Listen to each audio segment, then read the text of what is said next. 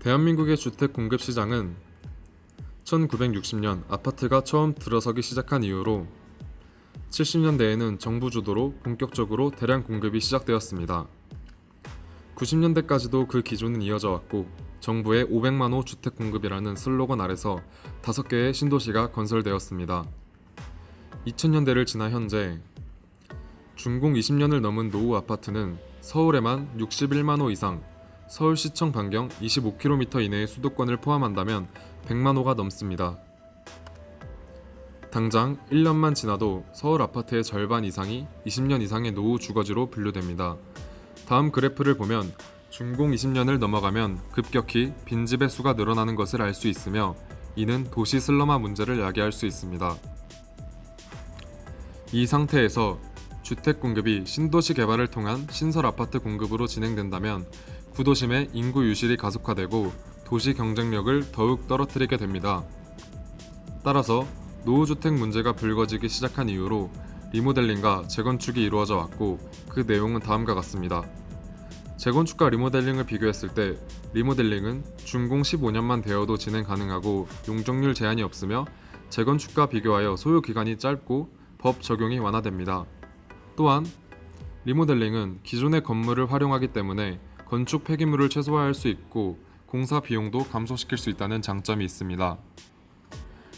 그리고 90년대에 지어진 아파트들의 평균 용적률은 255%로 재건축을 진행 시 수익성이 떨어지는 등 제한 사항이 많기 때문에 리모델링 사업이 장려되고 있습니다.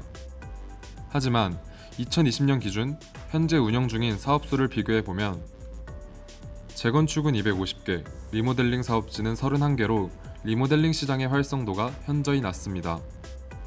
그 이유로는 리모델링 사업의 낮은 사업성이 가장 큰 원인으로 꼽힙니다. 리모델링 사업의 발전 방향을 살펴보면 수평 증축을 통해 확장된 공간을 제공하고 세대 분리형 임대 수익 모델을 제시할 수 있으며 수직 증축을 통해 세대수를 증가시켜 분양을 통해 수익을 내고 세대 분담금을 감소시킴으로써 조합원들의 선호도를 높일 수 있습니다. 현재 리모델링은 15층 이상의 아파트는 최대 3개의 층까지, 15층 이하는 최대 2개의 층까지 수직 증축이 가능하도록 논의가 활발합니다. 또한 주택시장은 현재 공급자 위주로 되어 있지만 소비자 중심의 시장으로 개편이 되고 있으며 증가하는 소비자의 니즈를 반영해야 할 필요성을 느끼고 있습니다. 앞으로 개인의 개성적인 라이프 스타일에 맞춰 평면 구성의 다양성이 요구될 것이고 주택의 가변성, 맞춤화, 그리고 빠르고 우수한 품질을 보장하는 시공성이 요구됩니다. 저희는 이러한 변화들에 맞춰 제조기술의 발전과 맞물려 모듈러 공법이 주택 공급의 핵심이 될 것이라 생각하였고 이번 설계 프로젝트를 진행하며 리모델링과 모듈러를 결합해 가변적인 평면 구성을 만족하는 공급 프로세스를 기획해 보았습니다. 우리나라의 모듈러 주택 시장은 4층 이하의 저층 구조물 위주로 제한되어 왔으나 6층 규모의 실증 단지가 19년도에 완공되며 모듈러를 적용시키려는 노력을 하고 있습니다. 국토교통과학기술진흥원과 서울주택도시공사를 필두로 15층 규모 이상의 모듈러 공공주택 실증 단지 사업을 추진 중에 있습니다. 해외에서는 이미 모듈러 건축 기술이 발전을 이루었고 26층의 고층 호텔을 모듈러 공법을 메인으로 하여 짓는 등 기술의 적용이 활발히 이루어지고 있습니다. 저희 팀은 스터디한 내용을 바탕으로 초기 평면 추천, 수직 수평 증축, 임대 수익, 모듈러 공법 이 4가지를 핵심 키워드로 하여 이번 설계를 진행하였습니다. 다음은 미래 건축 시장에서 키워드를 바탕으로 주택 공급의 프로세스를 구상한 내용입니다. 첫 번째 사업 기획 단계에서는 사업지를 선정하고 대상 건축물의 구조 분석 및 진단이 진행되며 평면도를 자동 알고리즘을 통해 추천받습니다. 저희는 왕십리 역사 옆에 위치하고 있는 행당 3부 아파트를 사이트로 선정하여 프로젝트를 진행하였습니다. 98년도에 준공되어 준공 22년으로 리모델링이 가능하며 용적률 253%, 건폐율 26%, 그리고 세대수 498세대의 아파트 단지입니다. 총 7개의 동이 위치하고 있으며 20평형 48세대, 30평형 300세대, 40평형 150세대로 구성됩니다. 저희는 이 중 가장 많은 세대수를 차지하고 있는 30평형, 그 중에서도 단지 중심에 위치한 102동을 우선적으로 프로젝트를 적용시켰습니다. 기존 아파트에 수평 증축을 통해 임대 수익 모델을 공급하고 수직 증축을 통해 증축된 세대를 분양하여 사업의 수익 구조를 안정화하였고, 소비자가 원하는 방 배치가 적용된 초기 평면도를 그래스호퍼 알고리즘을 통해 추천받을 수 있도록 구현하였습니다. 좀 더 자세한 기획 내용은 다음과 같습니다. 기존 84세대에 수평 증축이 이루어지고 현행법을 기준으로 최대 증축 가능 면적인 전용 면적의 30%를 증축합니다. 일반형과 임대 수익형 두 가지를 선택할 수 있도록 하였고, 지배 구성 요소를 일부 유니타시켜 모듈러 인필 공법을 활용합니다. 또한 공기 단축을 위해 경량 철골 구조로 골조 건축을 진행합니다. 기존 건물이 15층이므로 총 3개의 층을 수직 증축하였고, 전체를 모듈화하여 맨 위층의 17, 18층은 복층으로 구성하여 프리미엄 세대로 디자인하였습니다. 수평 증축과 마찬가지로 골조는 경량 철골 구조로 진행하여 공기를 단축시켰습니다. 다음으로 1층은 필로티화하기 위하여 수평 내력벽을 철거하고 수직 내력벽에 보아 기둥을 보강합니다. 이 필로티를 통해 단지 내의 이동성과 개방성을 확보하고 휴게 공간을 조성할 수 있도록 하였습니다. 다음과 같이 필로티를 통해 건물의 앞, 뒤 어디서든 접근할 수 있도록 하였습니다. 102동의 도면을 보며 자세히 이야기해 보겠습니다. 계단식 코어 양쪽에 세대가 인접해 있는 구조이며, 각 세대는 거실, 주방, 그리고 3개의 침실, 욕실, 현관, 발코니, 보일러실 등으로 구성되어 있고, 각 전용 면적은 다음 표와 같습니다. 총 전용 면적은 약 84제곱미터이고 30% 증가가 이루어지면 약 109제곱미터로 25제곱미터의 증축이 가능합니다. 옆 세대와 옆 라인이 존재하여 수평 증축이 가능한 부분은 앞뒤로 제한이 되고, 대략적인 바운더리는 다음과 같습니다. 다음 단계로 대략적으로 설정된 바운더리 안에 평면도 추천 알고리즘을 통해 소비자가 원하는 평면도를 도출해냅니다. 다음은 초기 평면도 추천에 대한 알고리즘 플로우 차트입니다. 클라이언트가 원하는 룸 커넥션과 룸 에어리아를 기본 입력값으로 하여 최대 방 규격인 바운더리 커브와 현관 위치인 엔트런스 포인트와 함께 평면 개념도를 작성합니다. 평면 개념도를 바탕으로 방들 간 최대 거리, 방 최대 비율, 반복 작업수를 입력하여 최대 수평 증축 바운더리 안에서 방의 배치가 효율적으로 이루어질 수 있도록 합니다. 이러한 과정을 반복하면서 피드백을 통해 가장 효율적인 결과를 도출하고 이를 2D와 3D로 가시화합니다. 이는 사업 계획에 있어 소비자 맞춤형 평면을 제공함으로써 클라이언트의 접근성 향상과 이니셜 플로어 플랜 서비스를 통해 입주민들의 의견을 수렴하는 데 용이하게 할 수 있습니다. 실제 3부 아파트에 적용한 과정을 소개하겠습니다. 먼저 기존 3부 아파트의 평면도를 통해 방이 배치될 수 있는 바운더리를 재정의합니다. 주변 상황을 고려하여 최대 수평 증축률 30%를 적용한 바운더리 커브를 생성합니다. 수평 증축률이 적용된 바운더리에 현관의 위치가 될 엔트런스 포인트를 생성합니다. 이 점은 방들이 배치될 때 엔트런스로 설정한 방을 가장 가깝게 위치시키도록 합니다. 기초 데이터가 될 소비자들이 원하는 룸 커넥션과 면적을 입력합니다. 이때 입구와 홀을 각각 지정해줍니다. 이는 각 방들이 배치될 때 입구와 홀에 적합한 위치를 고정시켜줍니다. 각 방의 중심점을 표시한 뒤 방 길이의 최대 허용거리를 지정합니다. 또한 최대 가로 세로 비율을 지정해주어 면적간만을 갖는 방들이 바운더리 안에서 면적과 비율을 절충하는 크기로 배치되게 합니다.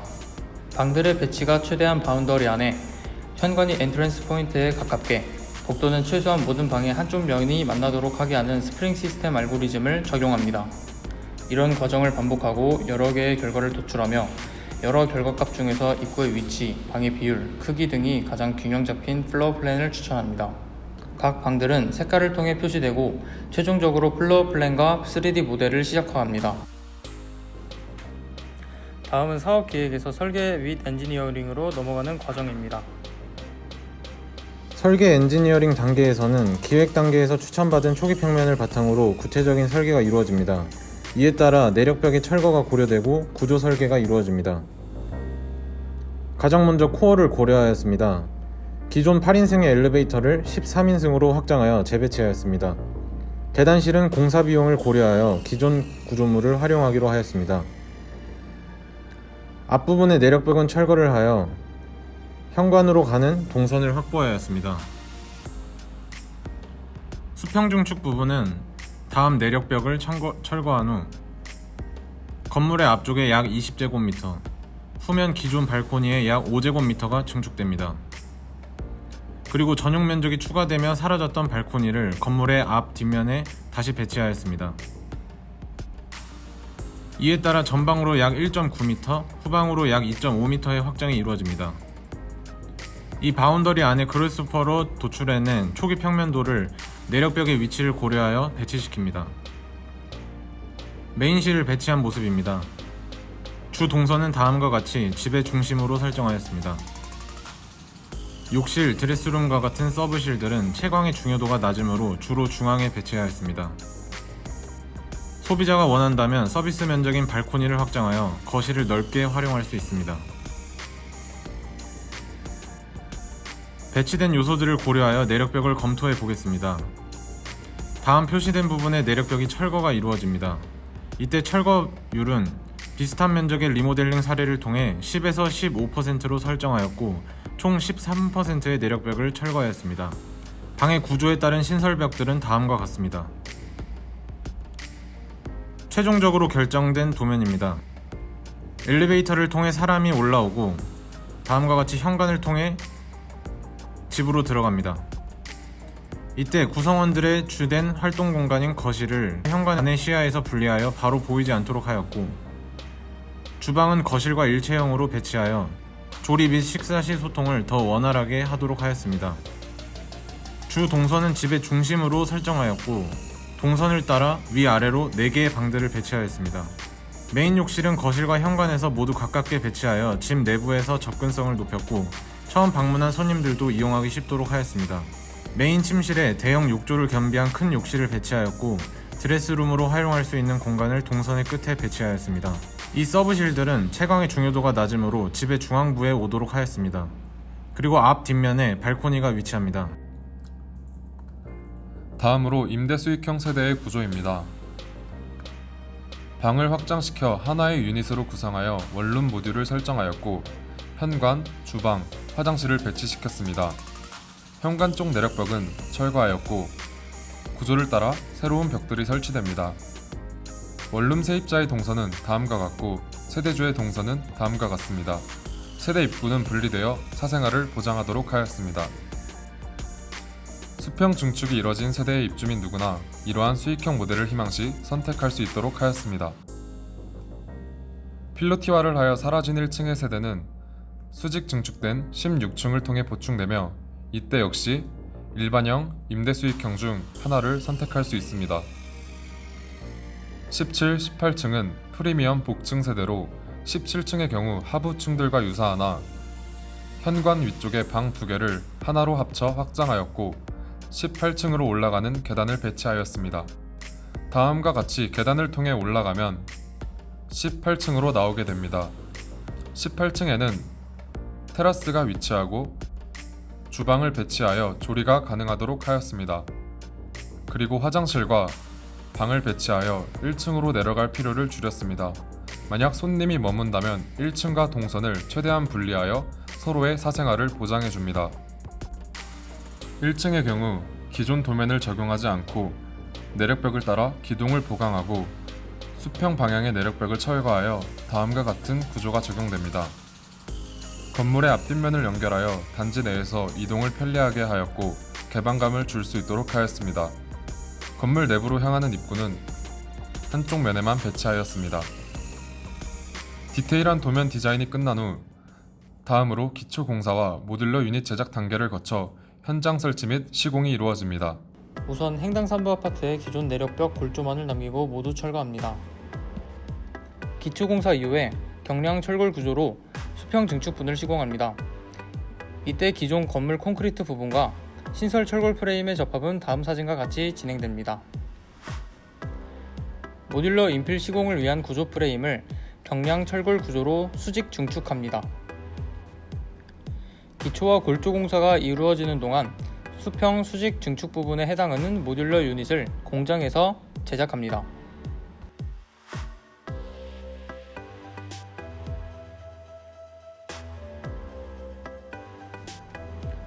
철골조에 콘크리트 슬래브를 완성한 후 완성된 모듈러 유닛은 인필됩니다.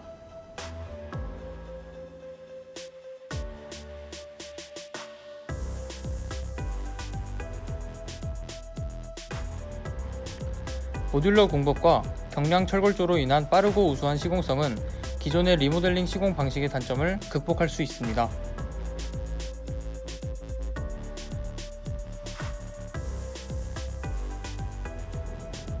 다음으로는 이 리모델링 사업을 통해서 얻을 수 있는 기대 효과입니다.